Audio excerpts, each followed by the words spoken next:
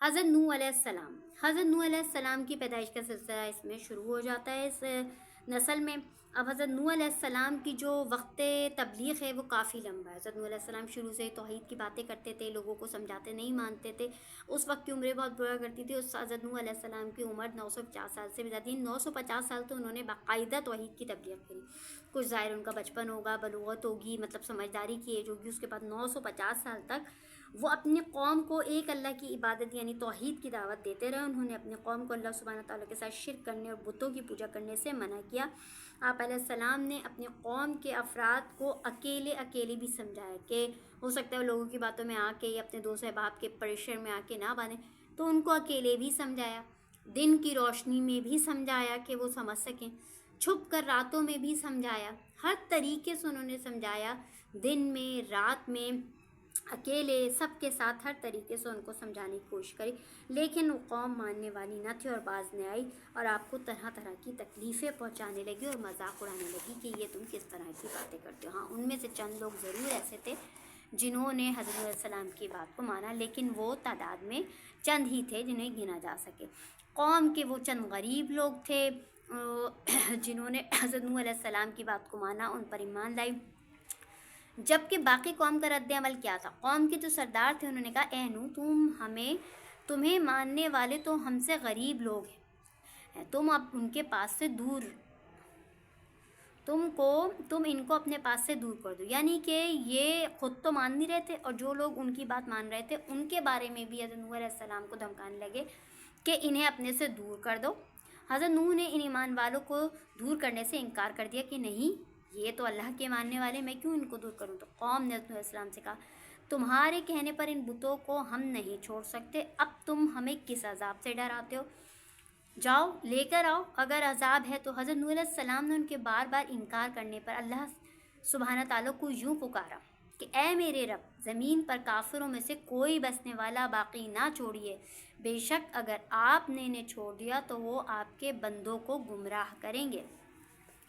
اب دوسرا حصہ نوح علیہ السلام کی سوانح کا شروع ہوتا ہے، کشتی بنانے کا حکم۔ یہ تو ان کی توحید و تبلیغ کا حصہ تھا، شرک سے منع کرنے کا تھا، قوم کا رد عمل ہو گیا۔ اب کشتی بنانے کا حکم جو اللہ کی طرف سے خاص طور پہ حضرت نوح علیہ السلام کے لیے آیا، اور کہ نبی کے لیے کوئی ایسی چیز بنانے کا حکم نہیں آیا۔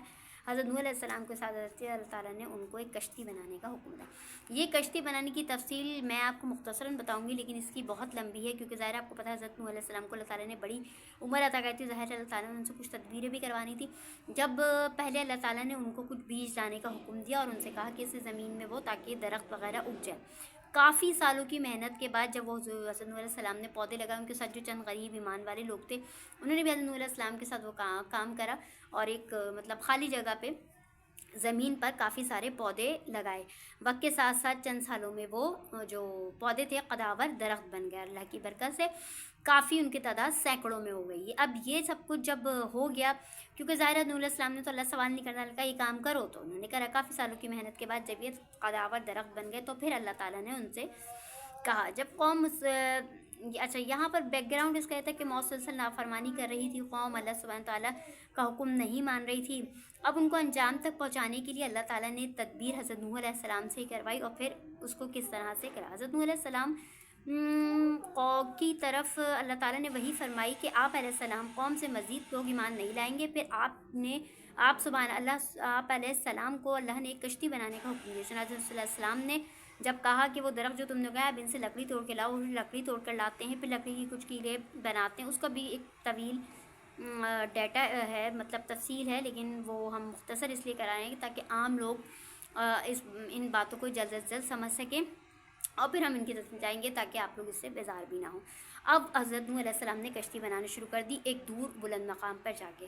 ان کے ساتھ چند ایمان والے تھے، وہ بھی ان کے لیے درخت سے لکڑیاں توڑ کے لاتے، ان کی مدد فرمانی کرتے تھے۔ اب وہاں سے جب سردار گزرتے تھے وہ کیا کرتے، وہ ان سے کہتے تھے، ہنستے تھے ان کے اوپر، ان کا مذاق اڑاتے تھے کہ کیا کر رہے ہو۔ چنانچہ حضرت نوح علیہ السلام ان کی باتوں کا کوئی جواب نہ دیتے تھے، لکڑی کے تختوں سے اور کیلوں سے انہوں نے بنانا شروع کر دی۔ اس کشتی کو بننے میں بھی کافی عرصہ رکھا ہے۔ کشتی کافی بڑی تھی، جیسے کہ ایک آج کے موجودہ دور کے شپ ہوتے ہیں یا پانی کے جہاز ہوتے ہیں، تقریباً اس طریقے سے کافی بڑی کشتی، یہ شپ جہاز جو تھا پانی کا تیار کرا۔ یہ جہاز جو تھا اس میں منزلیں بنی ہوئی تھیں جس میں نیچے کی طرف جانور تھے، اوپر کی طرف انسان تھے، اس طریقے سے یہ تھی۔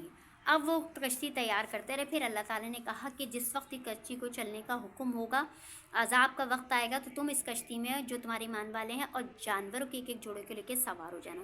حضرت نوح علیہ السلام نے کہا کہ مطلب مجھے کس طرح پتہ چلے گا کہ عذاب آ رہا ہے، مجھے کوئی نشانی بتائیں گے؟ اللہ تعالیٰ نے کہا ہاں، جب تمہارے گھر کے چولہے سے پانی نکلنا شروع ہو جائے تو سمجھ لینا وقت قریب آ گیا، اس وقت تم ایمان والوں کو لے کے چلے جانا، اس وقت ہر جگہ سے پانی کا عذاب، طوفان کا عذاب آئے گا۔ اس سے پہلے بھی حضرت نوح علیہ السلام نے لوگوں کو خبردار کیا اور کہا کہ اب بھی وقت ہے، سدھر جاؤ، اللہ کی طرف لوٹ آؤ، توحید تبلیغ کا نام لو، لیکن وہ لوگ باز نہ آئے اور اپنے کفر پر قائم رہے، اور اس طرح سے حضرت نوح علیہ السلام نے اپنا کام انجام کو پہنچایا اور وہ کشتی تیار کر لی۔ اب کافروں پر اللہ کے عذاب کی وقت آ گیا۔ کافروں پہ اللہ کا عذاب کا ہوتا ہے۔ نوح علیہ السلام کشتی میں اپنے گھر والوں، ایمان والوں کو لے کر جانوروں کے ایک ایک جوڑے کو سوار ہو گئے۔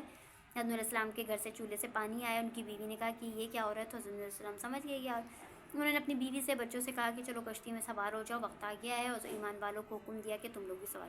پھر لوگ جو ان کو دیکھ رہے تھے کہتے کیا بے وقوفی کی حرکتیں کر رہے ہیں، کدھر جا رہے ہیں، یہ کشتی خشکی پہ کیسے چلے گی، یہ کشتی اتنی بڑی کشتی جہاز جیسی، یہاں تو نہ پانی کا دور دور تک نام و نشان نہیں ہے، یہ کہاں چلے گی، کون تیرائے گا، کیا تم جو ہے وہ عقل سے بالکل خالی ہو چکے ہو، تم تو پاگل ہو چکے ہو، اور اس طریقے کی باتیں ان کو کہنے لگی۔ وہ ان کی باتوں کی پرواہ کیے بغیر ایمان والوں یہ جانوروں کے ایک جوڑے کو جو حضرت نوح علیہ السلام نے نیچے والی منزل میں رکھا تھا لے کر کشتی میں سوار ہو گئے۔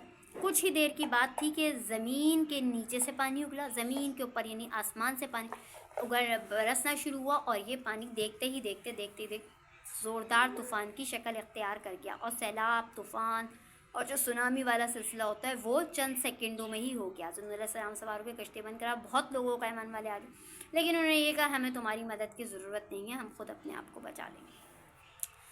چنانچہ حضرت نوح علیہ السلام کشتی میں ضرورت ہے۔ اب یہاں پر ہم حضرت نوح علیہ السلام کے بیٹوں کا ذکر کر دیں گے۔ یام کا انجام تھا، حضرت نوح علیہ السلام کے بیٹے کا نام یام تھا۔ حضرت نوح علیہ السلام کے 3 بیٹے حضرت حام، حضرت سام اور حضرت یافس بھی تھے، ان کے ساتھ کشتی میں سوار ہوئے۔ ان کا ایک بیٹا یام جو کشتی سے باہر تھے، یعنی حام، سام اور یافس یہ تو کشتی کے اندر تھے، چوتھا جو یام تھا یہ کشتی سے باہر تھا۔ حضرت نوح علیہ السلام نے یام کو آواز دی کہ اے میرے بیٹے کشتی میں سوار ہو جا۔ اس نے کہا میں پہاڑ پہ چڑھ جاؤں گا، وہ مجھے بچا لے گا۔ حضرت نوح نے فرمایا کہ بیٹا آج اللہ کے سوا کوئی بچانے والا نہیں۔ اچانک ایک موج آتی ہے، ان کا بیٹا بھی دیگر کافروں کی طرح غرق ہو جاتا ہے۔ اللہ نے حضرت نوح علیہ السلام کے ساتھ کشتی میں سوار سب ایمان والوں کو برکت سے محفوظ رکھا۔ اب طوفان کا اختتام کیسے ہوتا ہے؟ اللہ سبحانہ تعالیٰ نے زمین کو اپنا پانی نگلنے کا حکم دیا، آسمان کو پانی برسانے سے روکا، چنانچہ اللہ کے حکم سے طوفان تھم گیا، طوفان کا پانی خشک کر دیا گیا۔ یہ کشتی بھی کافی عرصے تک چلتی رہی، اس کے بیچ میں بھی بہت سارے واقعات ہیں۔ جانوروں کے ساتھ کیا ہوا، تمام جانور ایک دوسرے کے ساتھ کیسے رہ لیے، یعنی شیر ہے، گھوڑا ہے، بکری ہے، کیا ان لوگوں نے آپس میں ایک دوسرے پہ حملے نہیں کیے رہے، ایک دوسرے کو کیا نقصان نہیں پہنچایا، کس طریقے سے ان لوگوں نے جو ہے وہ وقت گزارا۔ پھر کھانے پینے کا انتظام کس طرح سے ہوا تھا، حضرت نوح علیہ السلام نے کیا کھانے کا انتظام کرا ہوا تھا، اس کے علاوہ کیا وہاں پہ کوئی بیماری آئی یا تکلیف ہوئی، کس طرح سے جو ہے وہ انہوں نے اپنا کافی مہینوں کا سفر جو حضرت نوح علیہ السلام کو پتہ تھا کافی لمبا تھا وہ گزارا۔ اس کا جو تفصیل ہے وہ بھی پھر آپ کو انشاءاللہ تعالیٰ میری نیکسٹ ویڈیوز میں آپ کو مل جائے گی یا ڈسکرپشن ویڈیوز میں مل جائے گی۔ اگر آپ بہت زیادہ تفصیل میں جاتے ہیں، لیکن مختصر اگر اس کو جاتے ہیں تو ہم اس کو کنکلوڈ کر کے مختصر کریں۔ اب یہ طوفان تھم گیا، اب جو کشتی تھی وہ ظاہر ہے بہہ رہی تھی، بڑی بڑی لہروں میں بہتے بہتے وہ جا کے ایک پہاڑ پہ جا کے رک گئی، چاروں طرف کا پانی خشک ہو گیا۔ اللہ کا نام لے کے نوح علیہ السلام جو ہے وہ اترتے ہیں، چاروں طرف کچھ نہیں ہوتا، خشکی کچھ بھی نہیں ہوتا، یعنی کہ جتنے کرۂ ارض پہ جو وجود انسانی تھا وہ ٹوٹلی باہر، یعنی کہ اس کشتی سے باہر تو سب کچھ ختم ہو چکا تھا، سوائے ان لوگوں جمان والے حضرت نوح علیہ السلام کے ساتھ اور جانور کشتی میں سوار تھے۔ یہ کشتی جہاں جا کے رکی ہے اس کو ارارات کی پہاڑی سلسلے کے ساتھ پہاڑ جودی کہلاتا ہے۔ ارارات کی پہاڑی سلسلہ جو ترکی میں ہے وہاں پر جا کر رک جاتی ہے، یہ پہاڑ جودی کہلاتا ہے۔ جب بھی جودی کے آتے یا تو اس کو یہ کہیں گے کہ جودی کے مقام پہ رکی یا پہاڑ جودی پہ جا کے رکی۔ یہ ارارات ترکی آرمینیا کی سرحد کے قریب ہے۔ یہ علاقہ آرمینیا کی سطح مرتفع سے شروع ہو کر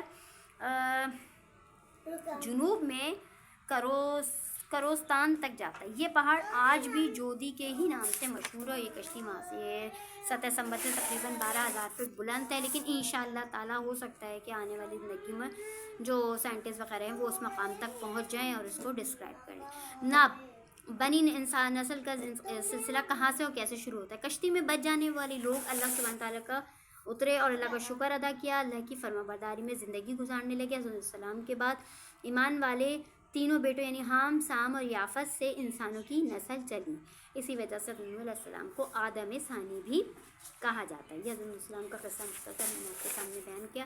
انشاءاللہ اس سے متعلق تمام سوالات اور کیوریز وغیرہ اور جو آپ کے ہوں گی ذہنوں میں وہ آپ مجھ سے کر سکتے ہیں، اپنی کامنٹ دے سکتے ہیں، اور پھر اس طریقے سے ہم آگے اپنے سلسلہ بڑھائیں گے. اچھا یہ بتا دیجیے نوح علیہ السلام کو اگر آپ قرآن پاک میں دیکھنا چاہیں تو سورۃ الاعراف یعنی سورہ نمبر 7 سورۃ الاعراف کی آیت نمبر 59 سے لے کے 64 تک آپ کو ملے گا. سورہ ہود میں آپ کو آیت نمبر 25 تا 29 میں حضرت نوح علیہ السلام کا قصہ ملے گا. اس کے علاوہ سورہ ہود کی آیت نمبر 30 تا 35 میں آپ کو ملے گا، اور اس کے علاوہ سورہ ہود کی آیت نمبر 36 تا 46 میں ملے گا، اور سورہ ہود کی آیت نمبر 41 تا 44 میں بھی آپ کو حضرت نوح علیہ السلام کا قصہ مل جائے گا، جہاں پہ تقریباً اختتام ہے، جہاں پر ہے وَاسْتَوَتْ عَلَى الْجُودِ وَقِيلَ بُعْدًا لِقَوْمِ الظَّالِمِينَ، یعنی وہ تو کشتی جا کے جودی پہاڑ پر ٹھہر گئی، اور وہ کشتی جودی پہ جا کے ٹھہر گئی، اور کہا گیا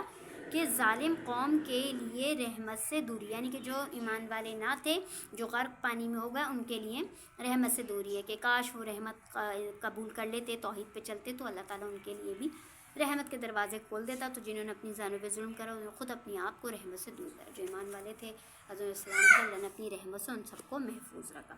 جزاک اللہ یہ سب سننے کا. انشاءاللہ اپنے نیکسٹ ویڈیو میں اور انبیاء کے سلسلے کے ساتھ اور اچھی معلومات کے ساتھ حاصل ہوں گے.